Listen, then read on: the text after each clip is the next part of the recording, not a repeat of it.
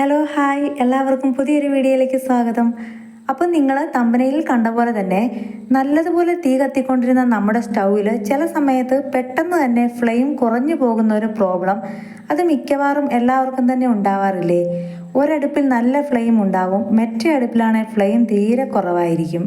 അതേപോലെ എനിക്കും ഇങ്ങനൊരു പ്രശ്നം വന്നപ്പോൾ ഞാനും എല്ലാവരും ചെയ്യുന്നത് പോലെ ആദ്യം തന്നെ ഈ ബർണറുകൾ ഒന്ന് ക്ലീൻ ചെയ്ത് നോക്കുകയാണ് ചെയ്തത്.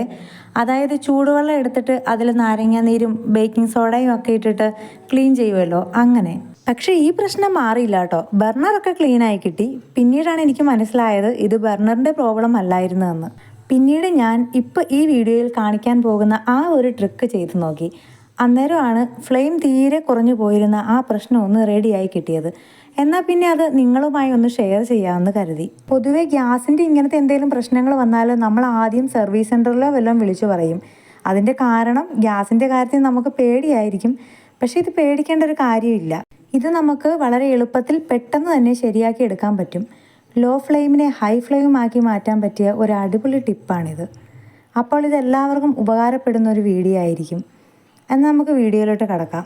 ഇതിനായിട്ട് നമുക്ക് വേണ്ടത് ഇതുപോലൊരു വയർ മാത്രമാണ്. ഇതിലെ ഇൻസുലേഷനൊക്കെ ഒന്ന് കട്ട് ചെയ്ത് മാറ്റിയ ശേഷം നമുക്ക് ആവശ്യമായുള്ളത് ഈ കോപ്പർ മാത്രമാണ്. ഇതിൽ ഒരെണ്ണം മാത്രം മതിയാവും. ആദ്യം തന്നെ സ്റ്റൗവും റെഗുലേറ്ററും ഓഫ് ചെയ്യണം. അത് മറന്നു പോകരുത്. റെഗുലേറ്റർ ഓഫ് ചെയ്ത ശേഷം മാത്രമേ ബാക്കിയുള്ള കാര്യങ്ങൾ ചെയ്തു തുടങ്ങാവുള്ളൂ. ഇനി സ്റ്റൗ ഒന്ന് മറച്ചു വെക്കണം. ഇതുപോലെ ബർണറിൻ്റെ താഴെ വരുന്ന വലിയ പൈപ്പും ചെറിയ പൈപ്പും ഇല്ലേ, ഇതിൽ കാണുന്നത് പോലെ ഇതിലൂടെയാണ് ഗ്യാസ് വരുന്നത്. അപ്പോൾ നിങ്ങളുടെ ഏത് സൈഡിലെയാണോ തീ കുറവായിട്ട് കത്തുന്നത് ആ സൈഡിലെ പൈപ്പിൻ്റെ ഭാഗം വേണേ ക്ലീൻ ചെയ്യേണ്ടത്. എൻ്റേത് ഈ റൈറ്റ് സൈഡിലെയാണ്. ഈ വലിയ പൈപ്പിനുള്ളിൽ ഒരു ചെറിയ ഹോൾ ഉണ്ടാവും. ഇതുപോലെ വളരെ ചെറിയൊരു ഹോളാണേ.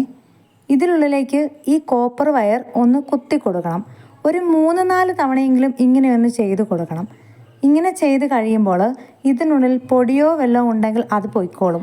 പൊടിയോ മറ്റോ കയറി അടഞ്ഞിരിക്കുമ്പോഴാണ് നന്നായി കത്തിക്കൊണ്ടിരുന്ന സ്റ്റൗ പെട്ടെന്ന് തന്നെ തീ കുറഞ്ഞ രീതിയിൽ ഇങ്ങനെയൊരു പ്രശ്നമായി തീരുന്നത്. ഒരു 3-4 തവണ ഇങ്ങനെ ചെയ്ത് കഴിയുമ്പോഴേക്കും ഇത് ക്ലീൻ ആയിട്ടുണ്ടാവും. ചെറിയൊരു കരടിരുന്നാൽ പോലും ഇത് അടയും, കാരണം ചെറിയൊരു ഹോളാണിത്. ഇത് നമുക്കിങ്ങനെ സിമ്പിളായിട്ട് വീട്ടിൽ തന്നെ ചെയ്തെടുക്കാവുന്ന കാര്യമേ ഉള്ളൂ. ഇനിയിപ്പോൾ വീട്ടമ്മമാർക്കൊക്കെ വീട്ടിൽ വേറെ ആരും ഇല്ലേലും തനിയെ ചെയ്യാവുന്നതേ ഉള്ളൂ. റെഗുലേറ്റർ ഒന്ന് ഓഫ് ചെയ്യാനായിട്ട് ശ്രദ്ധിക്കണമെന്ന് മാത്രം. അപ്പോൾ ഇതേപോലെയുള്ള പ്രശ്നങ്ങൾ വരുന്ന സമയത്ത് ഗ്യാസ് റിപ്പയർ ചെയ്യാൻ കൊടുക്കേണ്ട ആവശ്യമൊന്നുമില്ല. നമുക്ക് തന്നെ ഒന്ന് ഇങ്ങനെ ചെയ്ത് നോക്കാവുന്നതേ ഉള്ളൂ. ചെറിയൊരു വയറിൻ്റെ ഒരു പീസ് മാത്രം മതി. ഈ വീഡിയോ നിങ്ങൾക്ക് യൂസ്ഫുൾ ആയിട്ടുണ്ടെങ്കിൽ ലൈക്ക് ചെയ്യാനും കമൻറ്റ് ചെയ്യാനും അതേപോലെ തന്നെ ചാനൽ ഒന്ന് സബ്സ്ക്രൈബ് ചെയ്യാനും മറക്കല്ലേ. അപ്പം നമുക്ക് വീണ്ടും പുതിയൊരു വീഡിയോ ആയിട്ട് കാണാം.